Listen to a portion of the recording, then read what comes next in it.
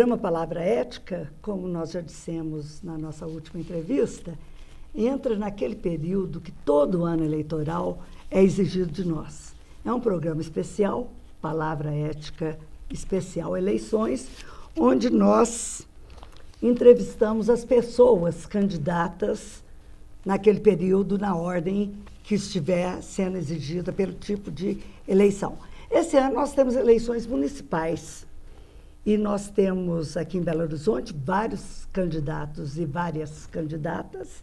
E hoje nós vamos conversar com uma que eu até conheço há muito tempo, dos nossos movimentos sociais, movimentos populares, né, que é a Maria da Consolação Rocha. A Consola, como ela é conhecida entre todos nós, ela é do partido, eu vou misturar os nomes, é o PSOL, ela vai explicar daqui um pouquinho, e nessas eleições elas fazem aliança com o PCB. Mas, então, nós vamos começar conversando. A Consolação, a profissão dela ela é professora e agora ela mesma vai nos contar por que a pessoa Consolação se dispôs a encarar a candidatura a prefeita de Belo Horizonte. Então, eu queria que você começasse a contar para nós, Consola, bem, assim meio resumidamente, né? Onde você nasceu, como é que foram os primeiros anos de vida, e o que foi aquela marca que foi aparecendo na sua vida, que de repente agora, nessas alturas, né, te credencia não só à frente dos seus companheiros e companheiras, mas também à sua frente, para você sair candidata a prefeita de Belo Horizonte. Eu agradeço, Caiafa, essa oportunidade. Bom, eu nasci e cresci em Belo Horizonte, em uma ocupação urbana, a VDA. Minha família é uma família trabalhadora. Meu pai era mestre de obras, minha mãe costureira. E desde a infância eles eram pessoas simples que lutavam com muita dificuldade para garantir o sustento da família, mas que eram envolvidas com as questões políticas do país. Então, eu lembro assim, de duas cenas que marcaram a minha vida.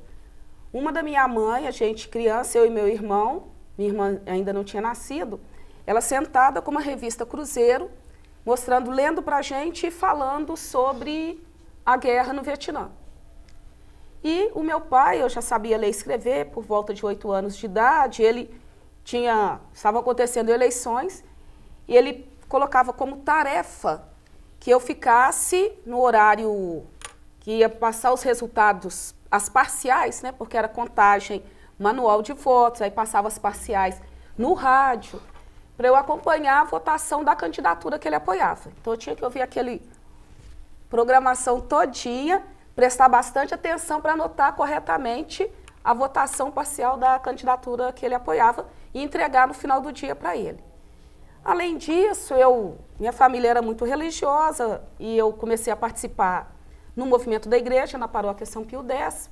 Então, eu fui do grupo de crianças, do grupo de adolescentes, do grupo de jovens, catequista, participei do coral da igreja, participei como vicentina, depois fui conhecendo o pessoal dos outros grupos de jovens da cidade, e aí eu entrei para a Pastoral da Juventude.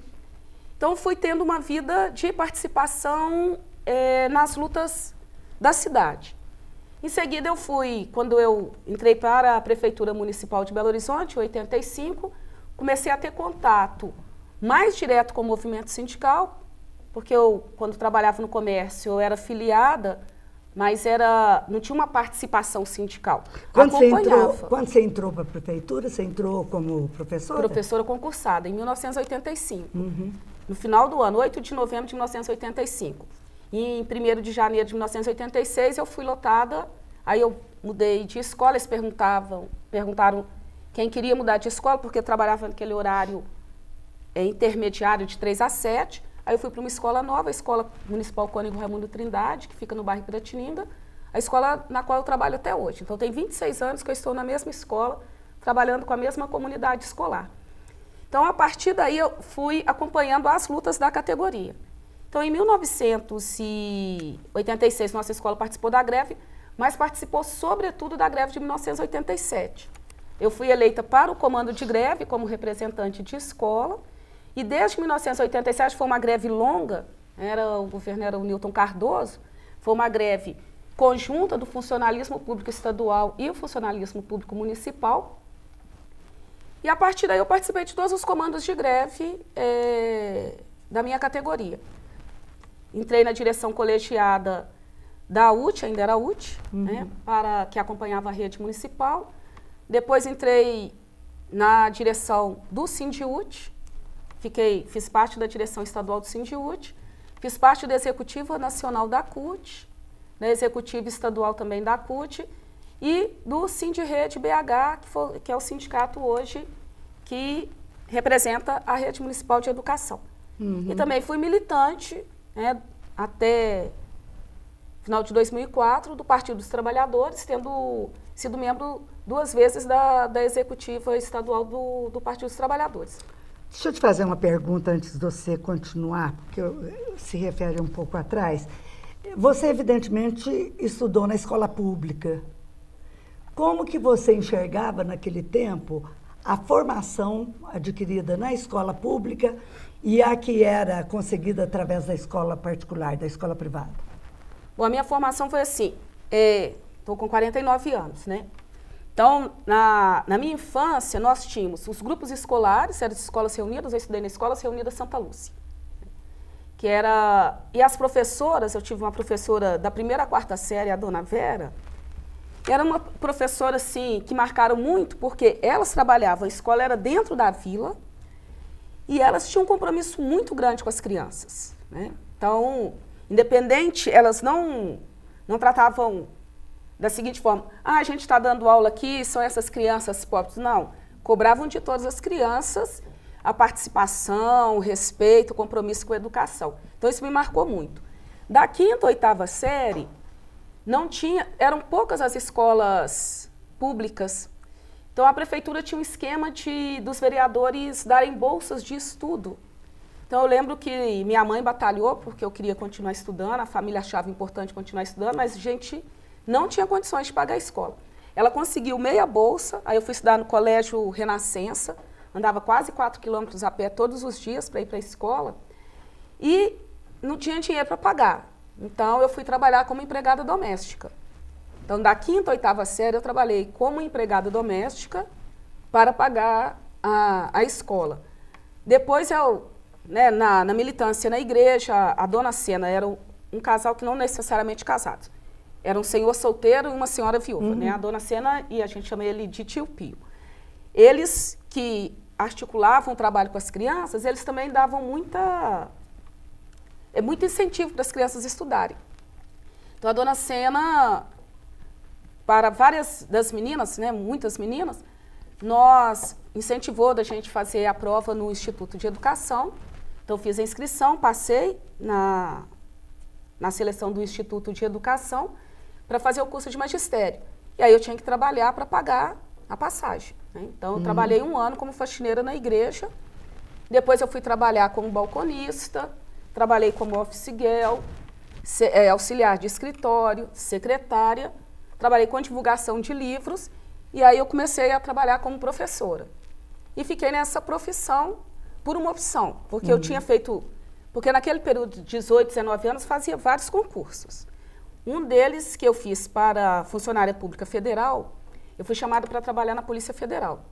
Aí quando cheguei lá, eu falei assim, eu não estou com vontade de trabalhar na Polícia Federal, não. Qual a opção que eu tenho? Ir para o final da lista. Então, eu vou para o final da lista. Quando chamaram para trabalhar no Ministério da Fazenda. O salário na época não compensava e eu já tinha uma atividade, né, uma participação mais efetiva na educação. Estava fazendo o curso de pedagogia, estava concluindo o curso de pedagogia, eu concluí em 86. Então, eu optei por continuar na educação e de continuar na educação básica. Em 2000, eu fui trabalhar como professora substituta e depois fiz processo seletivo na Faculdade de Educação da Universidade do Estado. E estou lá, né, desde então, sou professora efetivada, com essa precariedade, né, de trabalho, que são os efetivados no Estado. No meu caso, por exemplo, eu tive como eu estava fazendo doutorado e não havia licença remunerada, eu fiz redução de trabalho com redução de jornada de trabalho com redução de salário, para poder estudar.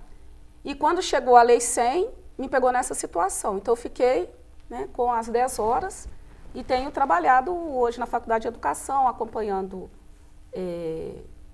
orientação de monografia, sou editora da revista da Faculdade de Educação e sou, agora, recentemente, eu sou professora colaboradora do curso de mestrado e participo de uma pesquisa nacional sobre remuneração docente.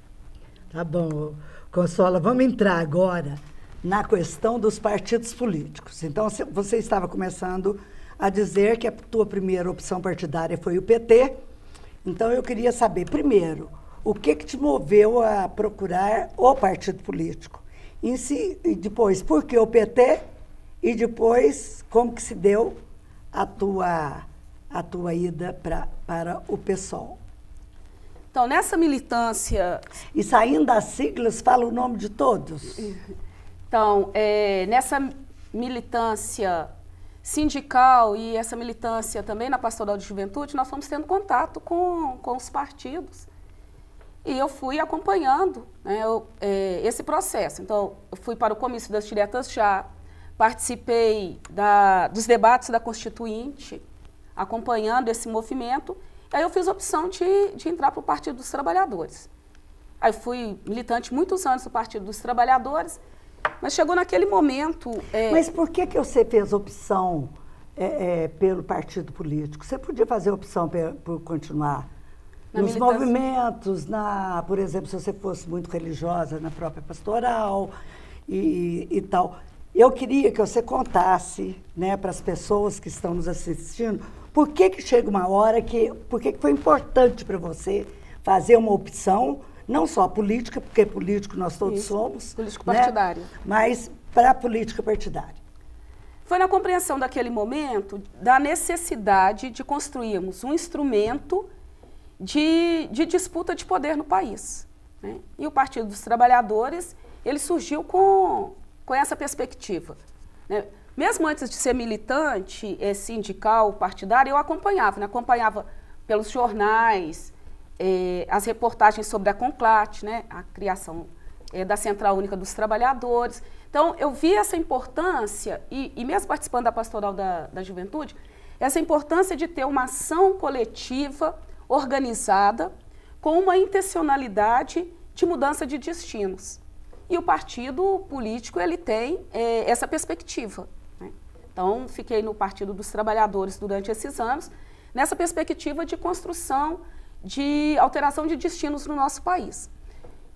Então, quando chegou na eleição do Lula, todas as polêmicas, né, de 2003, da questão da Previdência, que levou à expulsão, né, de parlamentares, entre eles a companheira Heloísa Helena, que era minha companheira de corrente política, porque dentro do Partido dos Trabalhadores eu militei anos na democracia socialista, por uma identidade de compreensão de mundo que é necessário transformar a vida política do mundo, mas a vida política inteira.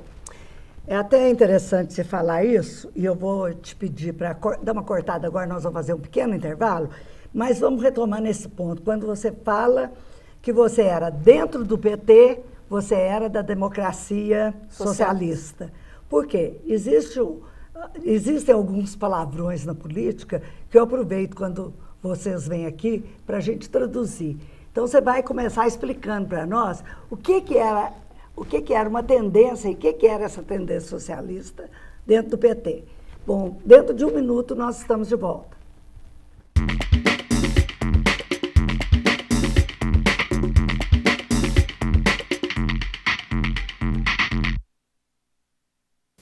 Sempre que a senhora me vê na televisão, a senhora logo pensa: oba, tem produto de limpeza novo chegando. E tem, só que este é um produto que vai deixar o seu filho de cara limpa e que vai acabar com toda a sujeira que as drogas estão querendo fazer com ele. E é tão fácil de usar. Quer ver? Toda vez que aparecer alguém oferecendo drogas, a senhora pede para o seu filho usar as mãos e fazer assim. para as drogas.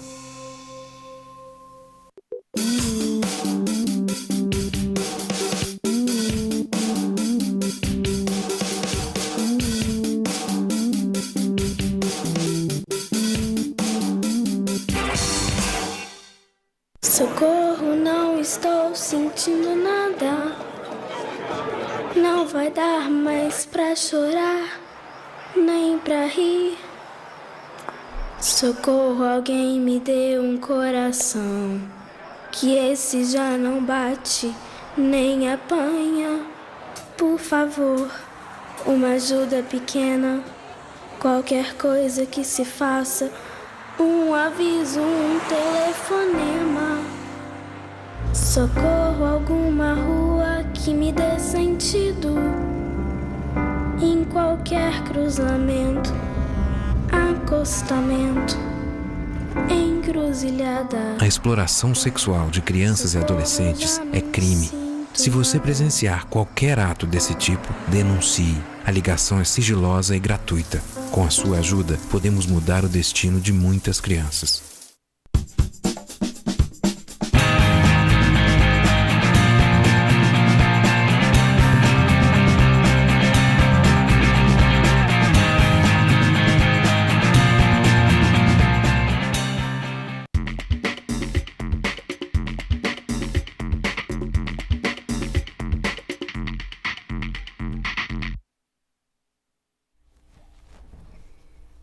Bom, então, nós estamos num ano eleitoral, ano de escolhermos o próximo prefeito ou a próxima prefeita de Belo Horizonte, e por isso nós estamos aqui num Palavra Ética especial Eleições. E conversando hoje com a Maria da Consolação Rocha, que é a candidata a prefeita de Belo Horizonte pelo PSOL. Nós estávamos conversando na hora do intervalo sobre a questão do partido político e a Consolação tinha se referido a uma tendência do Partido dos Trabalhadores que é a democracia socialista. Então, eu queria que você explicasse rapidamente que tendência era essa e imediatamente falasse, então, da tua entrada ao PSOL, o que te motivou muito, além da expulsão daqueles, né? Bom, você conta o caso aí, mas também os dados positivos que te levaram a entrar no PSOL e como é que você vê o partido hoje? Bem, a democracia socialista era uma corrente dentro do PT vinculada à Quarta Internacional, ao grupo trotskista próximo ao companheiro economista belga Ernest Mandel. Hoje ela não é mais isso. Uhum. Mas nós, dentro do PSOL, continuamos vinculados internacionalmente com a Quarta Internacional. Né? Nós continuamos a nossa trajetória com essa perspectiva internacional, que a luta da classe trabalhadora ela não é só uma luta local, só nacional. Ela é uma luta internacional e, portanto, ela precisa ser articulada nessa perspectiva. E a minha opção pela democracia socialista tem a ver com as referências e a concepção que eu estava dizendo de transformação completa do mundo. A Quarta Internacional, que alguns chamam a Quarta Internacional, Secretariado Internacional, porque tem outras vertentes do trotskismo no mundo, no nosso caso, a corrente mandelista, nós temos essa concepção de que só tem socialismo com feminismo. E só construiremos a plenitude da vida das mulheres com socialismo. Isso é casado. Então, nós temos essa perspectiva de transformação completa, é transformar as relações humanas, da produção das riquezas, distribuição da riqueza e da reprodução da vida. E nessa perspectiva mais ampla, discutir os debates sobre o planeta, a questão ecológica. Então, nós pertencemos a uma corrente que discute economia, a política antirracista, antifascista, discute o feminismo, discute a perspectiva de uma vida plena, né, o combate à homofobia, a defesa do planeta. Então, essa perspectiva do socialismo que incorpora a diversidade humana. Bom, e aí? Vamos falar sobre o próprio partido, Isso. pessoal? Traduz a nomenclatura primeiro. O Partido Socialismo e Liberdade, ele vai surgir, então, no primeiro momento, com essa ruptura, uma saída crítica em relação, uma crítica à esquerda, ao governo Lula, principalmente pela política econômica, mas, sobretudo, pela reforma da Previdência, que retirou direitos trabalhistas duramente conquistados em nosso país. Então, naquele momento, o governo fez uma opção neoliberalizante. E nós não concordamos com esse processo. Agora, as saídas, elas foram acontecendo de forma diferenciada, né? Então, um grupo saiu, mesmo dentro da nossa corrente, dentro da democracia socialista, saiu um grupo junto com a Heloísa Helena, um grupo permaneceu para fazer o convencimento interno, para sairmos com mais pessoas, e aí nós ficamos um pouco nesse grupo, fomos fazendo o debate em 2004, em 2005 nós saímos do Partido dos Trabalhadores, junto com um agrupamento no Fórum Social Mundial em Porto Alegre. Nós assinamos um documento que circulou pelo mundo, os motivos pelos quais nós estávamos saindo para construir o Partido Socialismo e Liberdade, porque mesmo estando dentro do Partido dos Trabalhadores, nós estávamos coletando assinaturas para a criação do PSOL. E o PSOL é um partido que tem as alegrias e tristezas de fundação de todos os partidos, né? Tá tudo perfeito, não. É um partido em construção no momento difícil da conjuntura, mas é um partido que nós estamos construindo e apostando, porque ele nasce com o compromisso de construir uma outra política. E nós saímos antes da polêmica do Mensalão, né? Uhum. Então, nós construímos esse partido antes do escândalo do Mensalão, porque nós queremos construir uma outra política, uma política na qual as pessoas das cidades, do país, do mundo, participem efetivamente da construção de seus destinos. Um partido comprometido com o socialismo e com a liberdade. Recuperar essas bandeiras que haviam sido perdidas pelo Partido dos Trabalhadores. Então, nós temos construído o PSOL. Atualmente, em Minas, nós temos um parlamentar, um vereador em Sete Lagoas. Em nível nacional, nós temos o companheiro Chico Alencar e o companheiro Jean Willis, são do Rio de Janeiro, o Ivan Valente de São Paulo. Tivemos, por um período, a companheira Marinor do Pará, que infelizmente perdeu o mandato, né, por causa da revisão da ficha suja, né, nem era da ficha limpa, e o senador Randolph. E estamos, nessas eleições, apresentando candidaturas em várias cidades, e candidaturas que têm... São quantos deputados? Federal? Federais, 3 deputados federais. 3 e um senador. E um senador. E aqui em Minas temos um vereador em Sete Lagoas. Uhum. Então, nós estamos apresentando candidaturas, destacar 3 nesse momento do Pará, né, o Edmilson, que está lá no Pará, que já tinha sido prefeito quando era militante do Partido dos Trabalhadores. Sim. O Renato Roseno. E ele tem chance de ganhar. Tem, está na frente das pesquisas. O Renato Roseno, que está ali disputando o 2º lugar nas pesquisas. De onde? No Ceará, em Fortaleza. Ah. E o Marcelo Freixo, no Rio de Janeiro.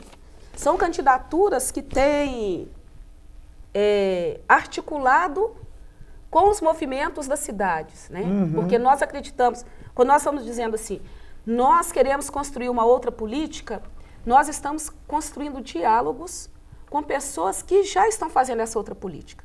Então, em Belo Horizonte, nós também estamos fazendo isso, né? Tem pessoas em nossa cidade, principalmente a juventude, que está construindo outra política há alguns anos na cidade. Isso é muito interessante de ver, porque tem a ver com o debate dos partidos políticos. Nós temos uma juventude diversificada na cidade, que está construindo uma outra política, não necessariamente afiliada a algum partido político, mas quer resgatar a política enquanto essência humana da construção de soluções coletivas para os nossos problemas. Se você for eleita, quais são os projetos, quais são as propostas, o que você já pensa hoje, como prefeita de BH, você vai levar para Belo Horizonte? Quais são os temas ou os próprios projetos mesmo? Caiafa, nós temos um grande orgulho nessas eleições. Nós somos a única candidatura que apresentou um programa construído coletivamente durante 6 meses, debatido com vários militantes de diversos movimentos da cidade e que discute o conjunto dos problemas da cidade e apresenta propostas para esses problemas. E esse nosso programa de governo ele é baseado em 2 eixos. O direito à cidade. Nós queremos uma cidade de direitos, uma cidade onde todas as pessoas possam ter saúde, educação, moradia, trabalho, transporte, cultura, lazer, com dignidade. E a radicalização da democracia. Nós queremos uma cidade onde o conjunto da população defina o seu destino.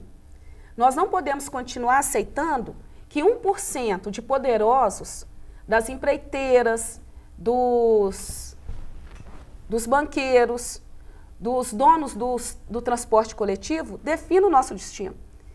Então, nós precisamos tomar o destino em nossas mãos. Né? Nós, os 99% que trabalhamos, vivemos e pagamos os impostos nessa cidade. Então, aí, dentro desses eixos, nós vamos apresentando propostas para os vários problemas da cidade. No caso da saúde, nós vamos priorizar a saúde pública, vamos desprivatizar a saúde de Belo Horizonte, vamos romper com as parcerias públicos-privadas. O dinheiro da saúde pública é para a saúde pública. Nós vamos investir na criação de um modelo articulado de atendimento para que a pessoa que entre no centro de saúde, na UPA, até as consultas eletivas, esse processo de tratamento ele seja feito o mais rápido possível. Isso exige investimento nos profissionais da área da saúde, salários dignos, plano de carreira. Na educação, nós temos uma polêmica na cidade, né? Os candidatos da situação discutem se é escola integrada, se é escola plural, que escola que é. Nós vamos melhorar a escola valorizando quem trabalha na escola. E valorizar quem trabalha na escola significa ter salário digno, plano de carreira e valorização da sua construção intelectual. Né? Incentivar as pessoas a pensarem a escola, a participarem das decisões da escola. E no caso da educação infantil, para nós é inadmissível a permanência da discriminação com as professoras da educação infantil. Professora tem que receber o mesmo salário com a mesma formação. Médico não recebe menos porque é pediatra, geriatra ou ginecologista. Então, nós vamos unificar a carreira da educação infantil. Vamos valorizar e incentivar os estudantes para que eles estimulem a participação no conhecimento, a construção do conhecimento. E para isso também precisamos garantir passe livre para os estudantes da nossa cidade. E vamos convidar as famílias a participarem efetivamente da construção dos projetos pedagógicos das escolas. Porque sem a participação da família, a participação de quem estuda na escola e a participação de quem trabalha na escola, não tem como construir uma escola de qualidade. Ela se faz de qualidade com a participação de todo mundo.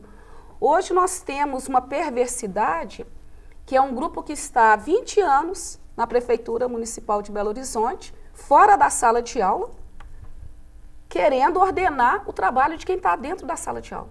Então é quem está ali no chão da escola, conhece os problemas da escola, junto com as famílias, os estudantes, resolvendo esses problemas.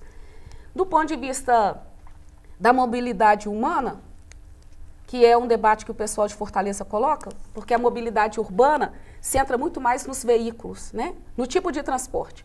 Mobilidade humana centra nas pessoas. Como vão ocorrer os deslocamentos das pessoas dentro da cidade? O direito de locomovermos dentro da cidade. Nós estamos discutindo, primeira questão, rever a concessão com as empresas de ônibus. As empresas hoje têm um contrato com a prefeitura que até 2028 garante, independente de qualquer coisa, um reajuste anual das passagens.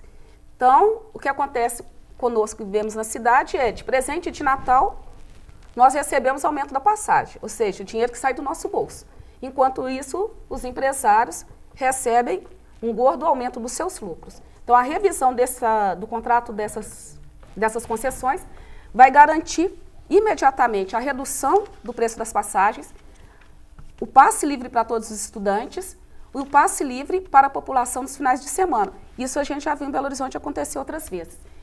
Além disso, vamos criar o cartão 24 horas e precisamos, para melhorar o trânsito da nossa cidade, precisamos ter, portanto, esse transporte público abundante, de qualidade, baixo custo e articular com a região metropolitana a unificação dos processos, seja a volta dos trilhos, né, dos trens urbanos, porque os trilhos estão aí, e a criação do cartão único.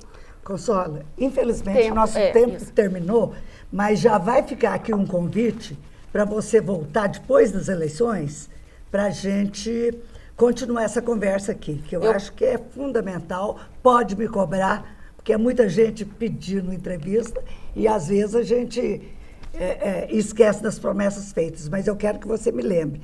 E eu queria te pedir também um site onde as pessoas pudessem conhecer todo o programa que vocês estão colocando.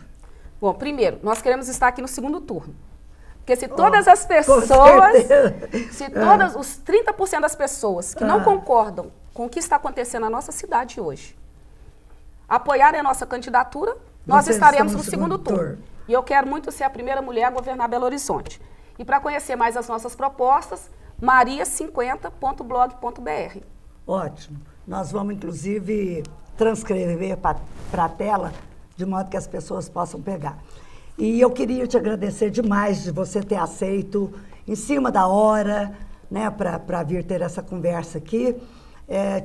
Te desejo todo sucesso, né? E a todas as pessoas que nos acompanharam neste trabalho, eu quero um agradecimento muito especial e até a próxima semana, se Deus quiser, com a entrevista de um ou de uma outra candidata. Até lá.